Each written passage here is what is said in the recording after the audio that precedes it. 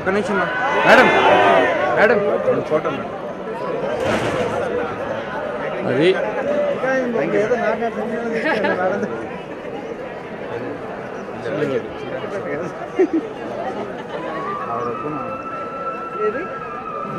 ఏమైంది అసలు తిరిగి చూడట్లా పిలుస్తుంటే కూడా ఇట్లా అంటున్నాడు రానున్నాడు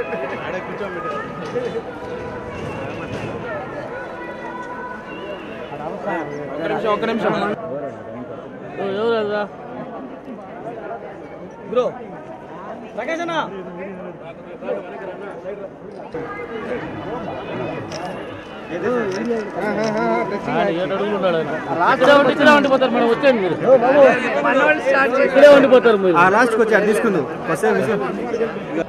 మొన్న కర్నూలులో జరిగిన ఇన్సిడెంట్ చూస్తే ఎవరికైనా చంద్రబాబు నాయుడు దౌర్జన్యం పూర్తిగా అర్థమవుతుంది.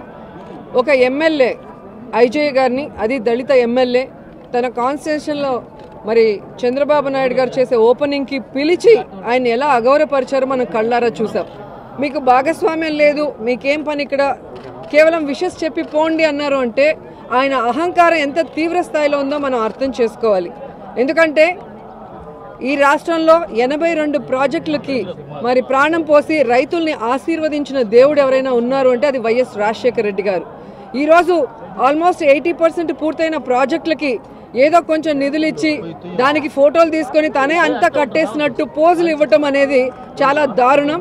ఈరోజు భాగస్వామ్యం ఏదైనా ఉంది అంటే వైఎస్ఆర్ గారి మరి వారసులైన మాకే ఉంది, కానీ చంద్రబాబు నాయుడు గారికి లేదని ఈ సందర్భంగా తెలియజేసుకుంటున్నాను.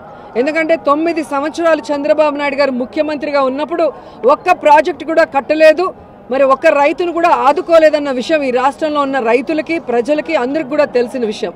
ఈరోజు పరిపాలనలో ఫెయిల్ అయిన చంద్రబాబు నాయుడు గారు ఫ్రస్ట్రేషన్ని మొత్తం కూడా ప్రజల మీద, ప్రతిపక్షం మీద ఎలా తీర్చుకుంటున్నారో మీరు కళ్ళారా చూస్తున్నారు. ఆయన్ని ఎవరైనా ప్రశ్నిస్తే సహించలేకపోతున్నాడు, అది అసెంబ్లీ అయినా బయట అయినా కూడా. అసెంబ్లీలో ప్రశ్నిస్తే మైకులు కట్ చేస్తారు, సస్పెండ్ చేస్తారు. బయట ప్రశ్నిస్తే మైకులు కట్ చేస్తారు, వాళ్ళ మీద ఏ విధంగా అరుపులతో మరి తన ఫ్రస్ట్రేషన్ తీర్చుకుంటున్నారో మనం కళ్ళారా చూస్తున్నాం. ఈరోజు ఆయన మాట్లాడే మాటలు చూస్తుంటే చాలా హాస్యాస్పదంగా ఉంది. కుప్పానికి ఇంతవరకు నీళ్ళు ఇచ్చే యోగ్యత లేని చంద్రబాబు నాయుడు గారు పులివెందలకి నీళ్ళు ఇస్తాను అంటే నమ్మే పరిస్థితి ఉందా? తన తల్లికి నేత చీర కొనిలేడు కానీ పిన్నమ్మకి పట్టు చీర కొనిస్తానన్నట్టుగా ఉంది చంద్రబాబు నాయుడు ప్రవర్తన. ఈరోజు సొంత జిల్లాకు కానీ సీమకు కానీ ఒక ప్రాజెక్ట్ అయినా, ఒక పరిశ్రమ అయినా తీసుకురాలేని చంద్రబాబు నాయుడు గారు ఏ విధంగా రాయలసీమకు ద్రోహం చేస్తున్నాడో రాయలసీమ వాసులందరూ కూడా గమనిస్తున్నారు. కేవలం తన అత్తగారింటికి మాత్రమే ముఖ్యమంత్రిగా వ్యవహరిస్తున్నాడు, కానీ తాను పుట్టిన రాయలసీమకి అన్యాయం చేస్తున్నాడని ఇక్కడున్న అందరూ కూడా తెలుసుకుంటున్న విషయం అనేది కూడా నువ్వు గుర్తుంచుకోవాలి చంద్రబాబు నాయుడు. ఎందుకంటే నీకు ఓట్లు వేయలేదన్న కక్ష సాధింపుతో ఈరోజు రాయలసీమకి ద్రోహం చేస్తున్న రాయలసీమ ద్రోహిగా చరిత్రలో నువ్వు మిగిలిపోతావని కూడా ఈ సందర్భంగా తెలియజేసుకుంటున్నాను. నేను రాయలసీమలో పుట్టాను, రాయలసీమ నీళ్లు తాగని గొప్పగా చెప్పుకుంటున్నావు, కానీ రాయలసీమకి నీళ్ళు ఇవ్వాలన్న జ్ఞానం నీకు లేకపోవడం చాలా దురదృష్టకరం. ఈరోజు చూస్తే రాష్ట్రంలో జన్మభూమి కార్యక్రమాలు మళ్ళీ స్టార్ట్ చేశారు.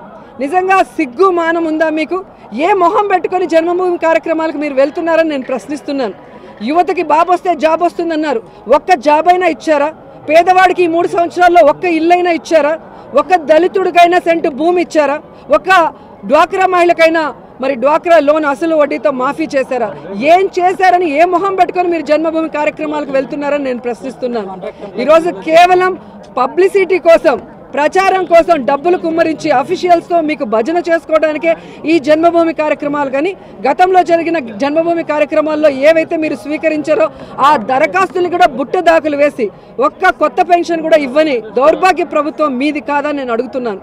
ఈరోజు 3 సంవత్సరాలు మారాయి, క్యాలెండర్లు మారాయి, కానీ నీ అబద్ధాలు, నీ మోసాలు మారలేదని ప్రజలు గుర్తిస్తున్నారు.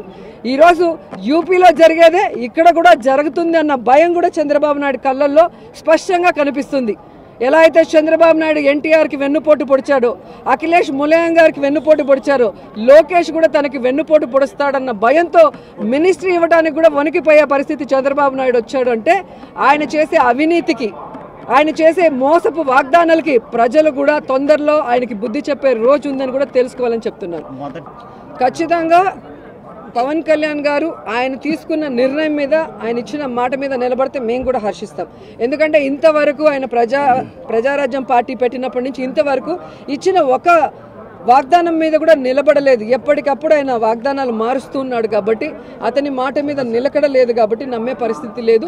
కానీ చంద్రబాబు నాయుడు గారి మోసాల్ని, ఈ రాష్ట్రాన్ని అధోగతి పాలు చేస్తున్న విధానాన్ని కనుక పవన్ కళ్యాణ్ గారు ప్రశ్నిస్తే ఖచ్చితంగా మేము హర్షిస్తాం, సపోర్ట్ చేస్తాం. అసలు సిగ్గులేని ప్రభుత్వం, సిగ్గులేని మంత్రులు అంటే వీళ్ళే అని చెప్పచ్చు. తన సొంత జిల్లాలో కల్తీ సారాతో అంతమంది చచ్చిపోయి ఈరోజు ప్రజలకు ఇచ్చిన వాగ్దానం, బెల్ట్ షాపులు తీసేస్తామని చెప్పిన వాగ్దానాన్ని విస్మరించి ఈరోజు షాపింగ్ కాంప్లెక్స్లోను, బీచ్ల్లోను, మరి హైవేల్లోను కూడా పెట్టే దౌర్భాగ్య స్థితికి ఈరోజు ఆ మంత్రి వచ్చి ఆయనకి మాట్లాడేదానికి నోరు ఎలా వచ్చింది, అర్హత ఎలా వచ్చిందో చెప్పాల్సిన అవసరం ఉంది. ఈ రాష్ట్రంలో దౌర్జన్యాలు ఏ విధంగా చేస్తున్నారో వాళ్ళ మంత్రులు కానీ, వాళ్ళ ఎమ్మెల్యేలు కానీ, ఎమ్మెల్సీలు కళ్ళారా మనం ప్రతిరోజు టీవీలో చూస్తున్నాం. కాబట్టి తప్పు మీరు చేసి గురువిగింజేలాగా దాని కింద ఉన్న మచ్చ తెలియదంట. అది ప్రతి ఒక్కరిని మాట్లాడినట్టు ఈరోజు కొల్లి రవీంద్ర మాట్లాడినా, రావుల్ కిషోర్ మాట్లాడినా, ఏ మంత్రి మాట్లాడినా పరిస్థితి అలాగే ఉంది. సో వారి పార్టీలో ఉన్న జానిమోని మీద ఎలా దౌర్జన్యం చేశారో చూసాం, వాళ్ళ పార్టీలో ఉన్న మేయర్ని ఎలా చంపుకున్నారో చూసాం, అలాగే అఫీషియల్స్ని ఎలా కొట్టి బెదిరిస్తున్నారో చూస్తున్నాం. అండ్ ప్రతిపక్ష నేతల మీద ఏ విధంగా తప్పుడు కేసులు పెట్టి వాళ్ళని బెదిరించి భయపెట్టి పార్టీలోకి లాక్కోవాలనుకుంటున్నారో కూడా చూస్తున్నాం. కాబట్టి దౌర్జన్యాలు, అవినీతి, తప్పుడు వాగ్దానాలు, మోసాలు అనేది పేటెంట్ హక్కు చంద్రబాబు నాయుడుకి, ఆయన పార్టీలో ఉన్న వాళ్ళకి. ఈరోజు వాళ్ళ ప్రభుత్వం ఎలా ఉంది అంటే 3 అబద్ధాలు 6 మోసాల్లాగా ఉంది. సో ఇదే కొనసాగిస్తే మాత్రం ప్రజలు తరిమి కొట్టే పరిస్థితి వస్తుంది.